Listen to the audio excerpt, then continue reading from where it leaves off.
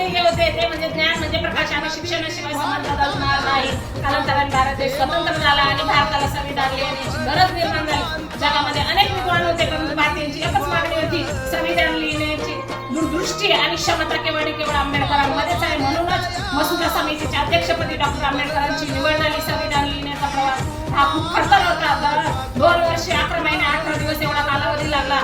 संविधानामध्ये आंबेडकरांनी ठामपणे सांगितले, सर्व नागरिक समान, स्त्री पुरुष समानता, राजकीय सामाजिक न्याय हक्क आणि भाषा लिंग संस्कृती यांचे स्वातंत्र्य. 26 नोव्हेंबर 1950 रोजी भारत प्रजासत्ताक झाला आणि सर्व भारतीयांना डॉक्टर आंबेडकरांना केवळ एकच उपाधी दिली ती म्हणजे भारतीय संविधानाचे शिल्पकार डॉक्टर बाबासाहेब आंबेडकर. आज भारत जगातील सर्वात लोकशाही राष्ट्र म्हणून उभा आहे तो केवळ आणि केवळ डॉक्टर बाबासाहेब आंबेडकरांच्या योगदानामुळे. तर चला आपण या महामानवाच्या वाटेवर मार्गक्रमण करूया, शिक्षण घेऊया आणि सर्व नागरिक